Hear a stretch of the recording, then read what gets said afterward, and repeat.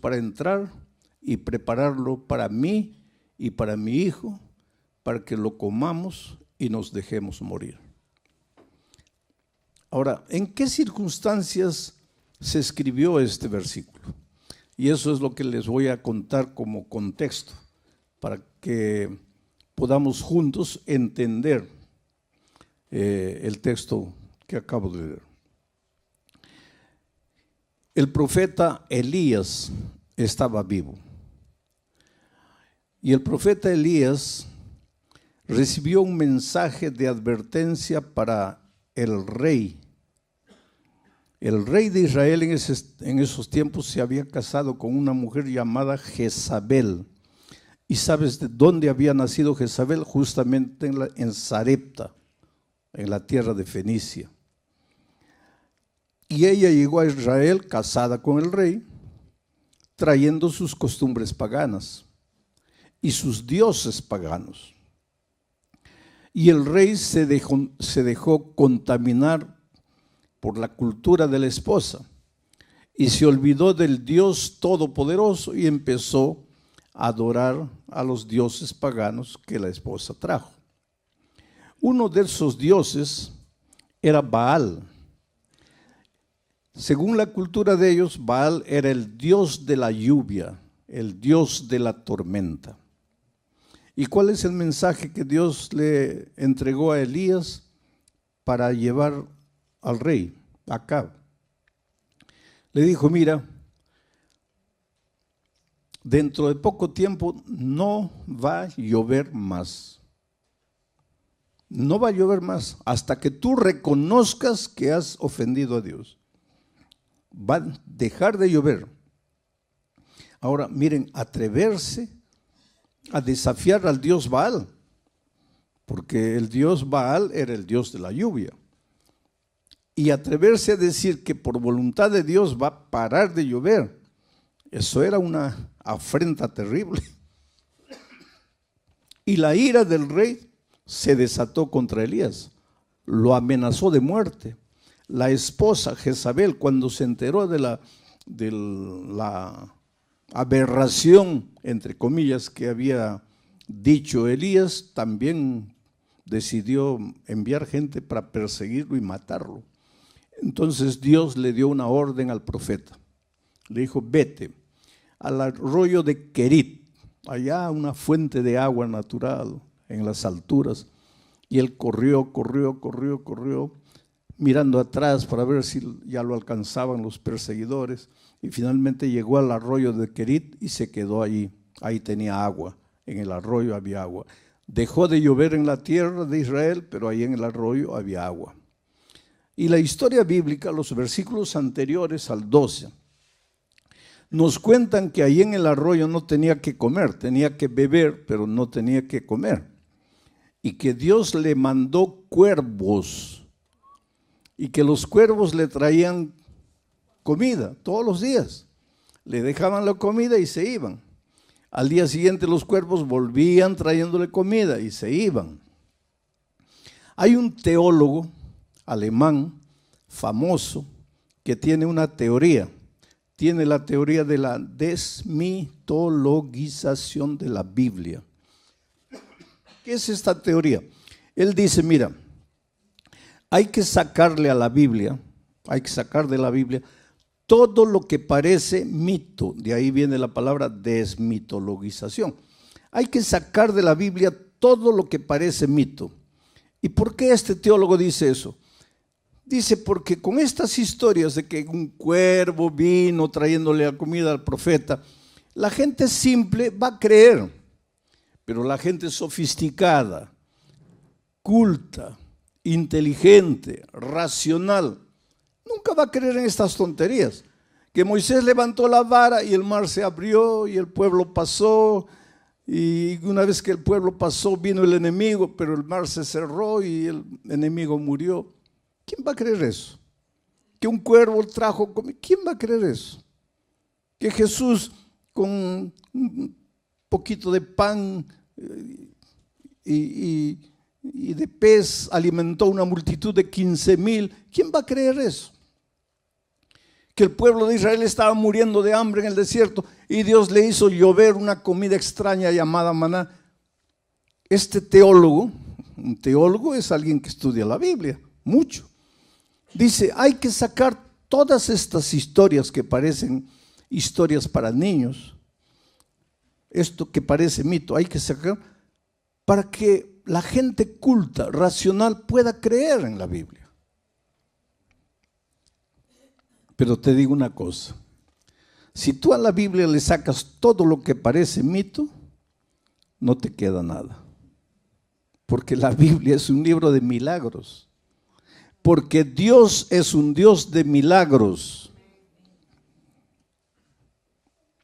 Dios te hizo racional, pero te dio la capacidad de creer, de ejercitar la fe. Fe es confiar.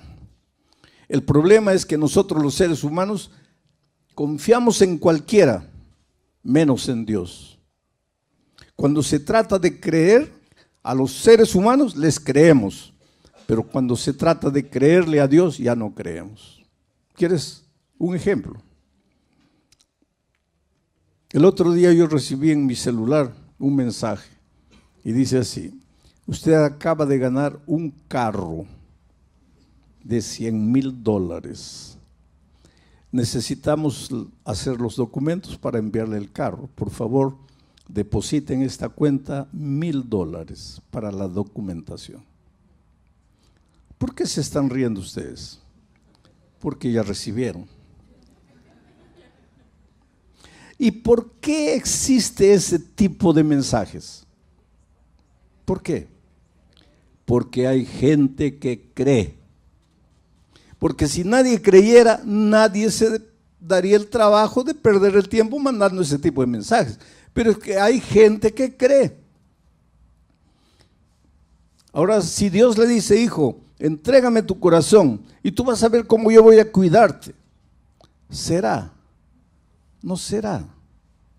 ¿Cómo será? Pero al otro le mandó los $1,000 rapidito. ¿Te das cuenta cómo somos los seres humanos? En una ocasión, yo estaba en una campaña evangelística así y el pastor me dice, pastor, converse con una señora porque ella ya estudió la Biblia y la estudió con 5 personas diferentes, 5 cursos bíblicos diferentes, pero no se quiere bautizar. Y dígale, explíquele la razón bíblica del bautismo. Y entonces ella vino a hablar conmigo y llegó quejándose, lamentándose. Me dice, pastor, yo tengo que ser agradecida a Dios. Dios me ha cuidado siempre. La única tragedia de mi vida en realidad es la tragedia que arruinó toda mi vida. Y mi tragedia fue casarme, y voy a usar las palabras de ella, con un mujeriego, borracho, ebrio, golpeador de mujeres. Esa fue mi tragedia. Hoy día estoy sola, abandonada, con los hijos, sin saber qué hacer. Yo le hice una pregunta, ¿por qué dices que tu esposo era un mujeriego? Porque, pastor, me engañaba con todas las mujeres que veía en la calle, con mis vecinas, con mis mejores amigas. Le digo, pero respóndeme otra pregunta. Y cuando ustedes eran novios, ¿tú no viste ninguna característica de esos en la vida de él? Ah, sí, me dice, pastor, de novios ya me engañaba con mis amigas, con mis compañeras. ¿Y por qué te casaste? Es que él me prometía que nunca más me iba a engañar. ¿Y tú le creíste? Le creí, pastor. Y le digo, y vamos a cambiar de asunto, ¿por qué no te bautizas? ¿Sabes lo que me dice? Es que, pastor, yo quisiera bautizarme, pero mis familiares, mis amigos me dicen que me están lavando, haciendo un lavaje cerebral, que me están engañando, que la Biblia ya es un libro antiguo, que eso no es realidad. Me llenan de tantas dudas y yo no sé si creer o no creer. Ahora es interesante, yo no le dije a ella, les estoy diciendo a ustedes. Al mujeriego, borracho, golpeador, en las palabras de ella, le creyó. Y a Dios, no sé si creer, si no creer. Nuestro problema es ese, querido. Que encontramos cosas en la palabra de Dios y las dudas como hormigas carnívoras van subiendo. Pero la palabra de Dios nos sacude. Dice que la Biblia es como una espada de dos filos que entra y penetra. Y a veces de noche nos atormenta porque sabemos que está escrito, tenemos la Biblia abierta, leemos una vez, está correcto, pero tengo miedo. Bueno, la viuda nos va a enseñar una gran lección esta noche. Elías se fue allá, fue alimentado por cuervos, y aunque te parezca que esa es una historia para niños, no lo es. Es la realidad más hermosa de la Biblia. Cuando la razón no te alcanza, cuando las fuerzas no te solucionan el problema, cuando el dominio propio, cuando la lógica humana falla, por favor no te desesperes. Dale a Dios la oportunidad de ser Dios en tu vida, de hacer las maravillas que la ciencia no puede explicar, que ningún ser humano puede explicar. Porque milagros, ya dije, en los milagros Dios rompe las leyes de la naturaleza. Por eso el milagro no puede ser entendido por la lógica humana, porque va contra todo lo que es lógica. Pero si esta noche yo me pusiese a contarles a ustedes los milagros que Dios ha hecho en mi vida, pasaríamos aquí la noche toda y no terminaríamos.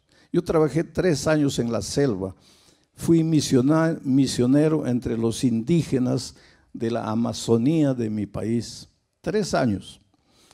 Dormí con ellos, dormí en el suelo, dormí en el árbol, caminé por la floresta. Muchas veces tenía que beber, otras veces no tenía que beber ni comer. Yo me acuerdo que muchas veces caminaba muriendo de sed, no había agua. Encontraba un charco lleno de renacuajos, ahuyentaba los renacuajos y me tomaba esa agua. Otras veces no había ni charco, había solo un lamazal. Me sacaba la camisa, colocaba lama, apretaba y las gotas que caían me las bebía. Por eso yo siempre digo, yo viajo por todos los países del mundo. Yo digo, la bacteria que quiere entrar a mi estómago tiene que pensar 50 veces, porque corre riesgo de morir dentro de mí. Dios me envió a la selva para enseñarme a depender de Él. Y yo les podría contar milagro tras milagro, las cosas maravillosas que Dios ha hecho en mi vida. Y si alguna duda quedaba en mi mente con relación a milagros, cuando fui a la selva desapareció todo. Cuando encuentro esto, para mí no me resulta difícil creer, porque yo he vivido en mi propia experiencia eso.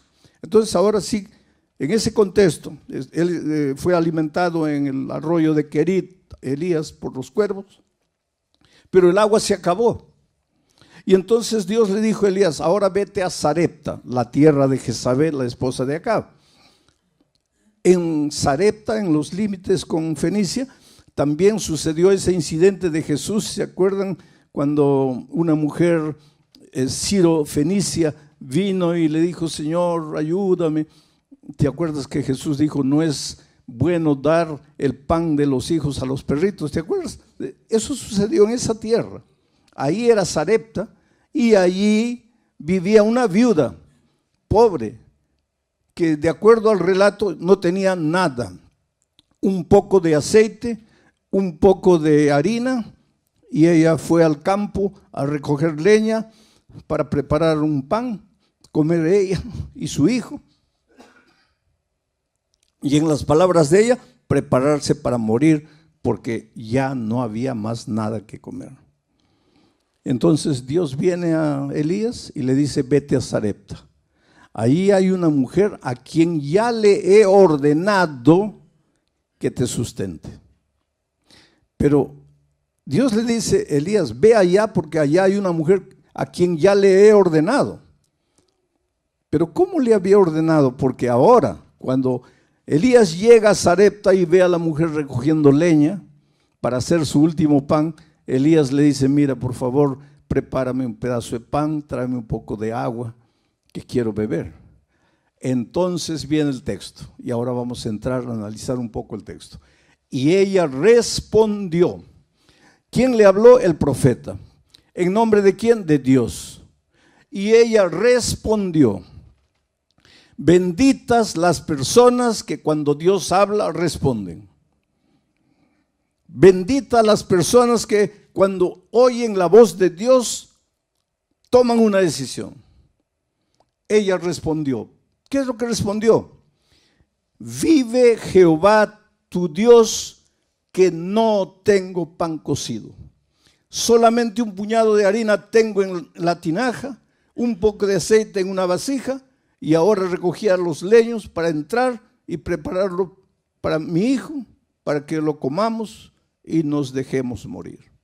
Es decir, esta mujer había llegado al límite de sus fuerzas, de sus recursos. Lo único que le restaba, en la opinión de ella, era la muerte. Vamos a morir. Se acabó. Ya no hay salida. Este problema no tiene solución. Vamos a morir. Este es el último bocado. Se acabó. Ya no vale la pena luchar. ¿Para qué luchar? Vamos a morir.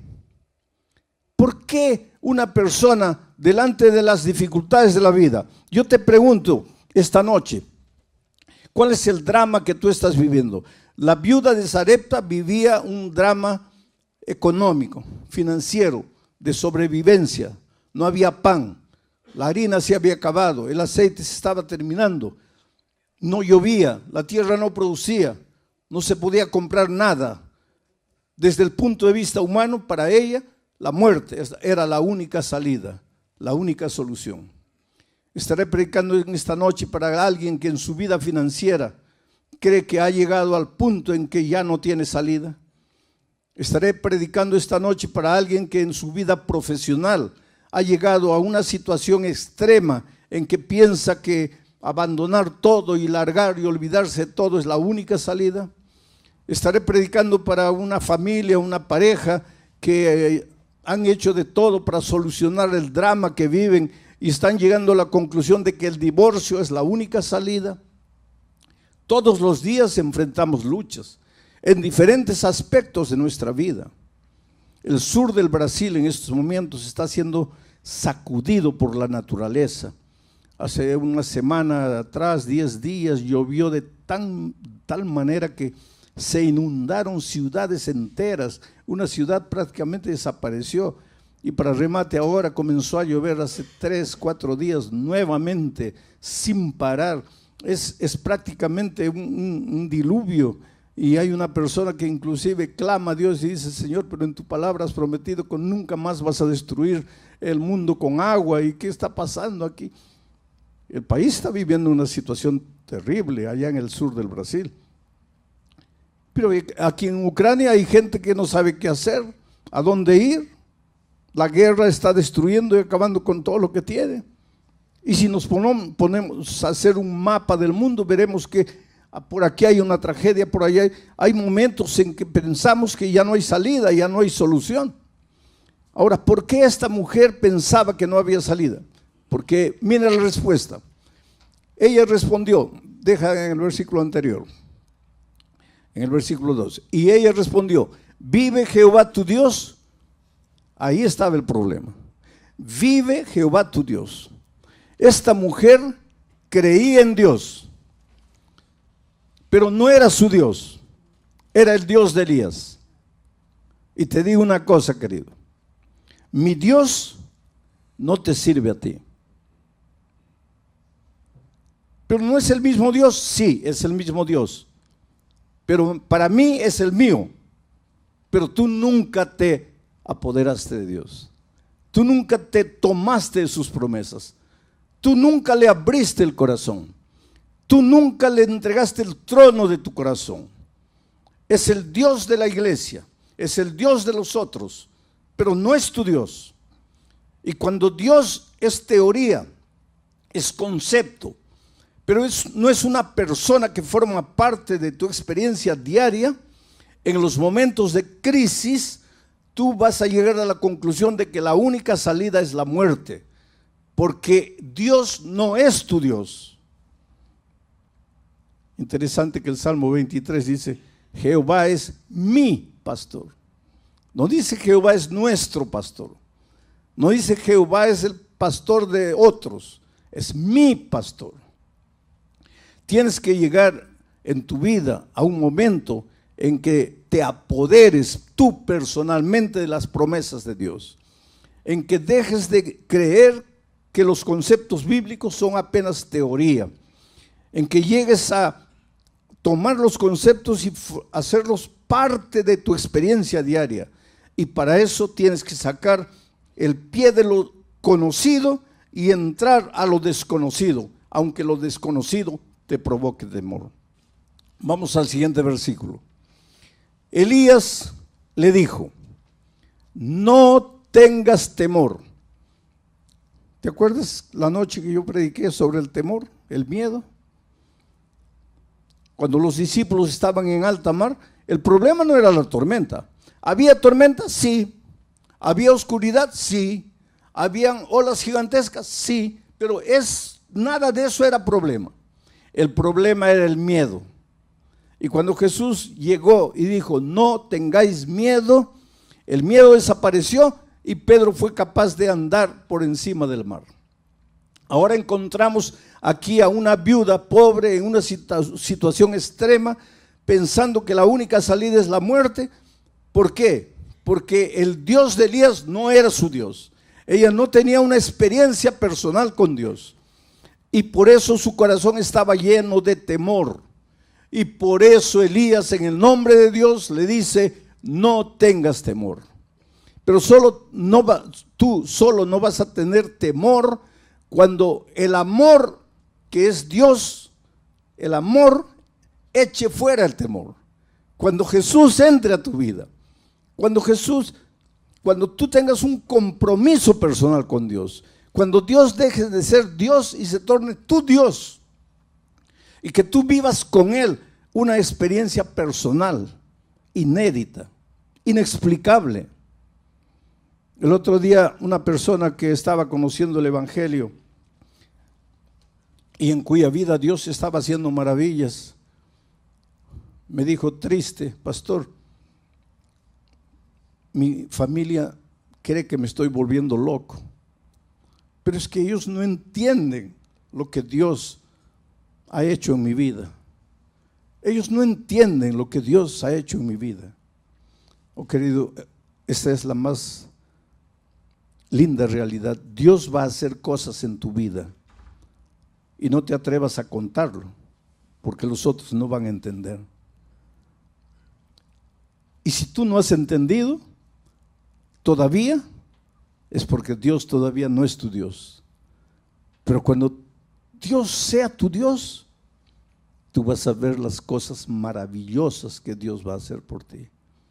Milagros. Y milagros no se comprenden, milagros se aceptan por fe.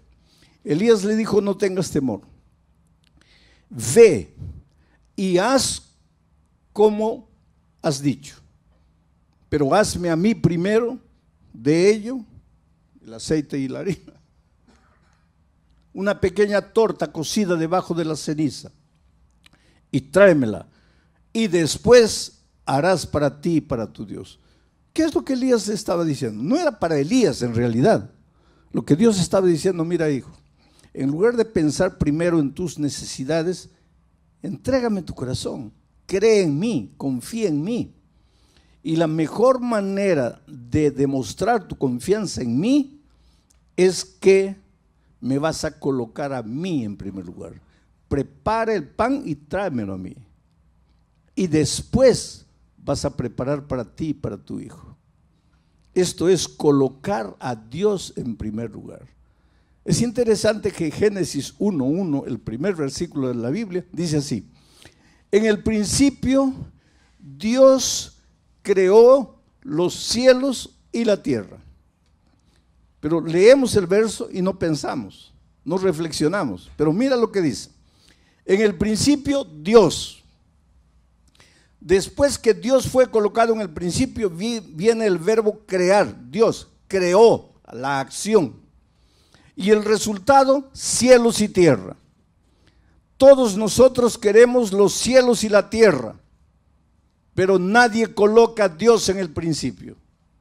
Si Dios no está en el principio, no hay cielos ni tierra. El crear sin Dios en el principio no tiene sentido. Tienes que colocar primero a Dios. Y eso es lo que Elías le dijo a la viuda: colócame a mí primero y después vas a ver. Siguiente verso. Porque Jehová, Dios de Israel, ha dicho así: la harina de la tinaja no escaseará, ni el aceite de la vasija disminuirá, hasta el día en que Jehová haga llover sobre la faz de la tierra. Jehová ha dicho así.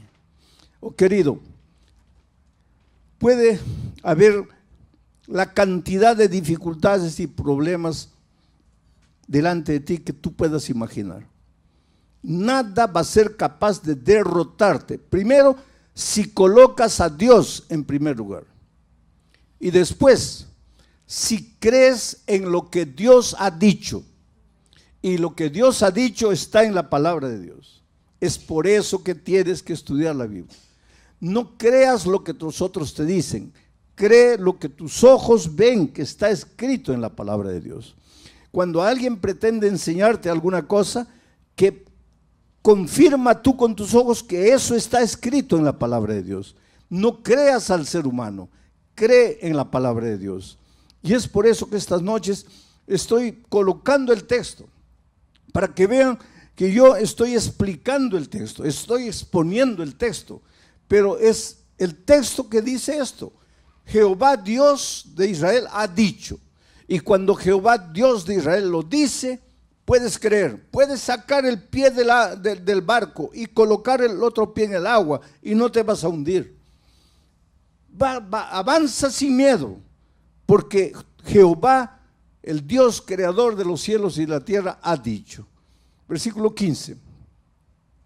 Entonces ella fue, y aquí está el problema con muchos.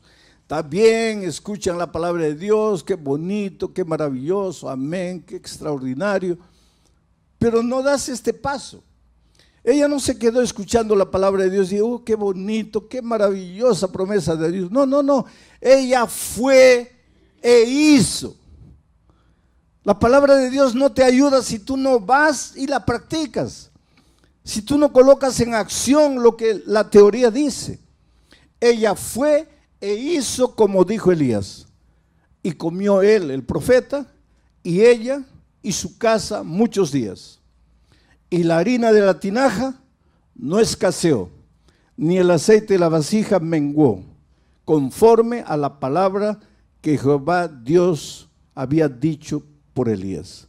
2 veces se repite la palabra de Dios, el dicho de Dios, y la última parte dice: todo se cumplió conforme a la palabra que Jehová Dios había dicho. Todo se va a cumplir en tu vida, querido, conforme a lo que Dios ha dicho en su palabra. Pero para eso tienes que conocer lo que Dios dice en su palabra. Por eso la necesidad de hablar con Dios. En tu vida devocional hay 3 cosas interesantes, si tú quieres crecer en la experiencia cristiana. Primero, Dios tiene que hablar contigo. ¿Cómo? A través de la palabra. Tienes que estudiar la palabra. En segundo lugar, tú vas a hablarle a Dios. ¿Cómo? A través de la oración. Y en tercer lugar, tú y Dios ahora van a buscar otra persona. Y vas a hablarle del amor de Jesús a esa persona. Cuando haces esas tres cosas, estudias la Biblia, oras hablando con Dios y buscas otra persona para traerla a Jesús, vas a crecer espiritualmente. La mayoría de los cristianos se limita a estudiar la Biblia y orar, pero no incluyen el tercer elemento de buscar a otra persona para Cristo. Resultado, permanecen enanos espirituales, no crecen, porque la única manera de crecer es a través del ejercicio. Tienes que salir y buscar a otra persona para Cristo. Pero pastor, nadie me va a escuchar. Lógicamente, querido. En este mundo no hay nadie que quiera cambiar de religión. Tú eres adventista, ¿quieres cambiar de religión? No.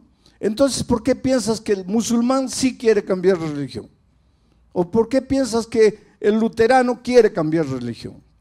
O el testigo de Jehová, o el católico. Si tú no quieres cambiar de religión, nadie quiere cambiar. Entonces, si tú vas a buscar a las personas, queriendo decirles, tú estás equivocado, mi religión es verdadera, esa no es la manera correcta de testificar del amor de Jesucristo. En el Brasil hay un dicho interesante: ¿quieres ser mi amigo? No me hables de política, no me hables de fútbol y no me hables de religión. ¿Quieres ser mi amigo? No me hables de política, que soy de derecha, de izquierda. No me hables de fútbol, que soy del Real Madrid, del Barcelona. Y no me hables de religión, que soy de esta o soy de aquella iglesia. Pero entonces, ¿cómo es que traemos a las personas a Cristo? Es la manera más simple. ¿Quién lleva a los jóvenes a las drogas? A ver, dígame, ¿quién los lleva a las drogas? Los amigos. Los muchachos se meten a las drogas llevados por los amigos. Y el joven que entra al mundo de las drogas, ¿él sabe que la droga lo va a acabar, sí o no? Claro que sabe. En este mundo de tanta información, ¿quién va a decir que entró a la droga y no sabía que la droga lo iba a destruir? Saben. ¿Y por qué entran? Por el amigo. ¿Y tú por qué no puedes traer a alguien para Jesús? Porque en lugar de llegar a las personas y hacerte amigo de las personas y conquistar el amor de las personas y amarlas, tú vas queriendo cambiarles la religión. Y nadie quiere cambiar de religión. La amistad. Miren, la viuda de Sarepta al comienzo, cuando llegó Elías, estaba toda triste, compungida, voy a morir, solo tengo un poco de aceite, no tengo nada, se acabó la vida. Se encontró con Elías, le dijo, ¿tu Dios? Elías dijo, no, mi Dios no te sirve a ti, tú tienes que apoderarte de la promesa divina. Y ella dijo, yo acepto, y con fe fue y preparó el pan. Y el aceite no disminuyó y la harina no acabó. Ella hizo conforme al mandato de Dios y la palabra de Dios se cumplió en su vida. Mi querido amigo, mi querida amiga, no sé en qué país estás, dónde estás. Tal vez en este momento estoy hablando contigo allá en la cámara. Estás en el lecho de un hospital, en la celda de una prisión, solo en tu casa, acostado en tu lecho. Tal vez estás desesperado sin saber qué hacer, pero yo te digo una cosa: tú eres lo más precioso que Dios tiene en esta vida. Esto ya les he repetido esta semana, no es frase bonita de predicador, esta es la más pura realidad. Cómo Dios te ama. En una ciudad llamada Cuiabá, allá en el Brasil, En la carretera hay una curva llamada la curva del diablo, porque es una curva cerrada y si tú entras a mucha velocidad te pasas y abajo está la boca del infierno y ahí nadie te saca. Tú echas una piedra y tienes que contar hasta 20, 30 para escuchar el sonido de la piedra llegando abajo. Un hombre que fue infiel a su esposa. La esposa le dijo: no quiero más vivir contigo. Los hijos le dijeron: nos vamos con mamá porque tú no fuiste un buen esposo, no fuiste un buen padre. Como consecuencia de esa situación familiar, los negocios se fueron a pique. Para que prosperes en cualquier área de la vida, tienes que tener paz en tu corazón. Si tú no tienes paz en tu corazón, vas a ser un mal empleado, un mal empresario, porque no tienes paz en el corazón. Ese hombre, ahora complicado en su vida familiar, se complicó en la vida financiera, se llenó de deudas y un día pensó: lo único que me resta es morir. Y agarró la camioneta y subió la carretera para bajar a toda velocidad y lanzarse al abismo con el carro. Mientras subía, prendió la radio, cualquier radio, y por esas cosas divinas no hay coincidencia, hay propósitos divinos. Por esas cosas divinas prendió en una emisora llamado Radio Nuevo Tempo de Brasil, Radio Novo Tempo. Y por esas cosas de la vida, quien estaba predicando en ese momento era yo. Y por esas cosas divinas,